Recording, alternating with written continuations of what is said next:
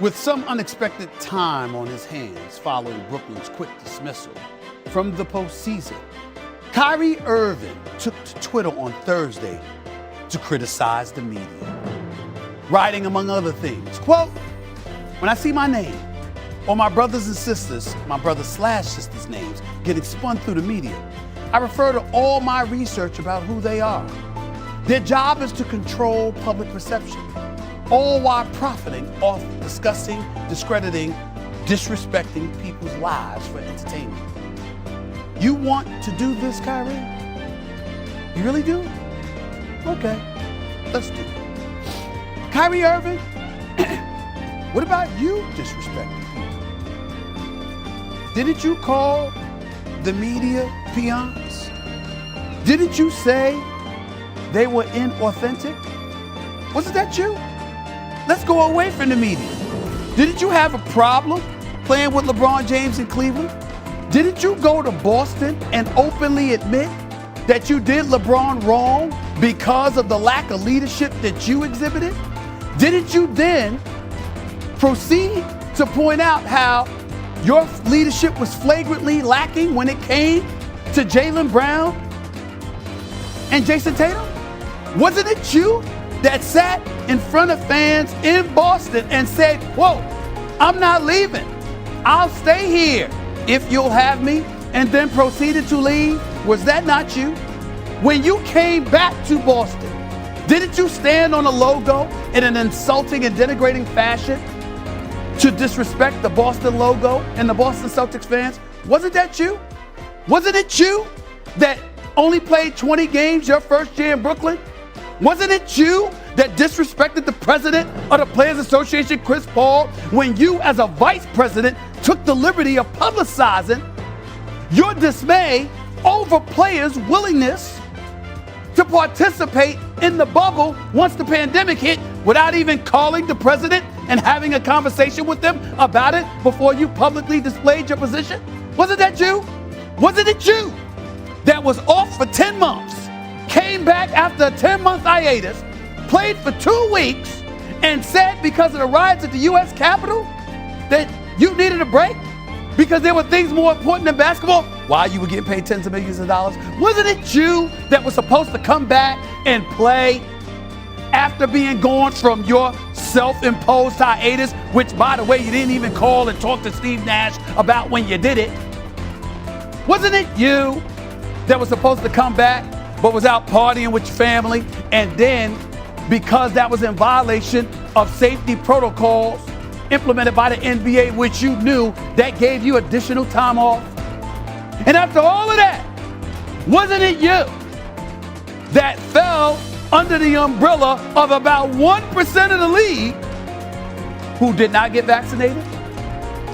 Wasn't it you that was the only player in the NBA that was forced to miss games because of it? Because even though Jaylen Brown didn't get vaccinated, they didn't have that rule in Massachusetts. So he wasn't violating any mandates, and as a result, he was able to play. He just made a decision that was his personal choice, but didn't affect the collective whole. Wasn't that you that did otherwise? Wasn't it you that left KD hanging? Wasn't it you that missed about 50 games this season? Wasn't it you that was a big reason why KD was absolutely exhausted because of the load that he had to carry because you weren't there to fulfill your end of the bargain after coaxing everybody to getting or coming to Brooklyn? Wasn't that you? Was that not you? I believe it was. And then you sit here and you go on this tirade about keeping names and focusing on people who are saying things about you, and even having the audacity to invoke race. My brother, it's not about race. Not in this equation. There's a whole bunch of things in this world about race. There's a lot of racism. There's a lot of prejudice. There's a whole bunch of things. It don't apply to you in this particular situation. Maybe it applies to you and other things going on in your life, which we don't know anything about and don't want to know. But when it comes to the game of professional basketball, all this is about is you not doing your job.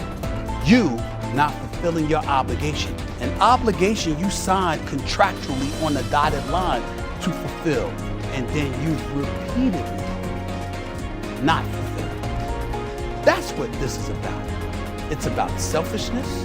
It's about irresponsibility. It's about being all about you at the expense of everybody else. Ain't nobody talking about your family. Ain't nobody talking about anybody but you. And what's our crime? You're one of the greatest talents to ever grace the game of basketball. And we have the unmitigated gall to want to see you play. And we complain when we're robbed of witnessing your greatness on far too many occasions. A greatness, by the way, that you signed on the dotted line to put on display for the world to see on a regular basis. You have played less than 60 games or less, in 7 of your 11 seasons in the National Basketball Association.